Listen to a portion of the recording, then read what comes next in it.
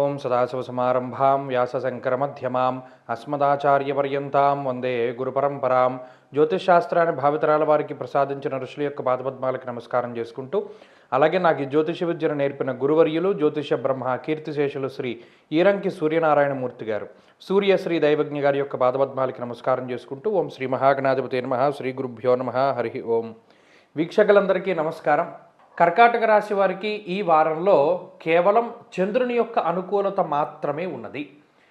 మీరు గమనిస్తే వ్యయగురుడు, అలాగే ఈ రాశికి ఏర్పడ్డటువంటి అర్గళం అంటే గురుకేతువుల యొక్క అర్గళం కానీ, అష్టమ స్థానస్థిత గ్రహాలు అష్టమ రవి, కుజ, రాహు, బుధ గ్రహాలు, అలాగే నవమ స్థానస్థిత శుక్ర, శనేశ్వరులు అంటే ఇలా 9 గ్రహాలు కూడా ఈ రాశి వారికి ప్రతికూలంగా ఉన్నాయి.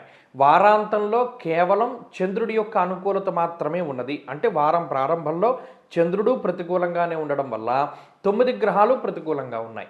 మరి 9 గ్రహాలు ప్రతికూలంగా ఉంటే ఏమవుతుందండి? అరటిపండు తిన్నా పన్నీరిగిపోతుందండి అన్నాడు. అంటే అదృష్టం ఉండదు, పలానా నెగిటివ్ జరగడానికి కారణం ఉండదు, పలానా వాళ్ళు నీ మీద వేలులా పెట్టి చూపించడానికి ఏ కారణము ఉండదు.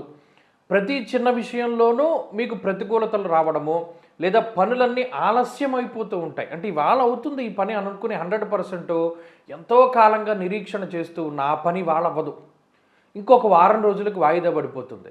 అలాగే కాలాతిక్రమం ప్రతిదీ కూడా సమయానుకూలంగా అవ్వకుండా కాలాతిక్రమంగా అవుతూ ఉంటుంది. అంటే ఉదాహరణకి మీరు ఇవాళ ఖచ్చితంగా మనం ఇవాళ 8ంటికి బయలుదేరాలనుకున్నప్పుడు ఆ రోజే 12 అవుతుంది, బయలుదేరలేకపోతారు. అంటే సమయం ఎంతలా ఇబ్బంది పెడుతుందంటే ఏదో ఒక అవాంతరంతో ఇబ్బంది పెడుతూ ఉంటుంది. ఎందుకు ఇలా అవుతుందండి అంటే గ్రహస్థితి అనుకూలంగా లేనప్పుడు అనుకుంటూ ఉంటాం, ఇవాళ ఏంటో నా టైం ఇలా ఉంది, నా టైం బాగాలేదనో, గ్రహస్థితి బాగాలేదనో ఇలా అనుకుంటూ ఉంటాం కదా. అదే మాదిరిగా ఈ 9 గ్రహాలు ప్రతికూలంగా ఉన్నప్పుడు చేసేటువంటిది ఏది ఉండదు. కొంత ప్రవాహం బాగా బలంగా ఉందనుకోండి, ఈత కొడుతున్నప్పుడు ఏం చేస్తారు? అయితే ఉన్న చోటే ఉండిపోతారు, లేదా ప్రవాహానికి అనుకూలంగా అంటే ఏ ఫ్లో ఏ డైరెక్షన్లో వెళుతుందో అలా వెళ్ళిపోతారు. తప్పితే ప్రవాహానికి ఎదురిద్దామని ప్రయత్నం చేసామనుకోండి, ఆయాసం మిగులుతుంది తప్పితే అక్కడ ఏం ఉపయోగం ఉండదు. కాబట్టి ఇక్కడ కర్కాటక రాశి వాళ్ళు ఏం గుర్తుపెట్టుకోవాలి అంటే ప్రవాహానికి ఎదురీదకూడదు. అంటే పరిస్థితులు ఏమైనా వస్తే వాటిని మొండి పట్టుదలతోటి మనం ఎందుకు ఇది అవ్వదో అని కూర్చోకూడదు.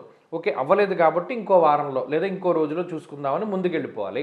ఈ విషయాన్ని దృష్టిలో పెట్టుకోండి. కాలంతో పోటీ వద్దు, కాలానికి అనుకూలంగా వెళ్ళిపోండి. ఇది కొంతకాలం పాటు అలా చేస్తేనే బాగుంటుంది. కాబట్టి కర్కాటక రాశి వారు ఈ వారంలో మరింత అనుకూలమైనటువంటి ఫలితాలను సాధించడానికై ఆంజనేయ స్వామి వారి యొక్క ఆరాధన చేస్తూ ఉండడం చెప్పదగినటువంటి సూచన.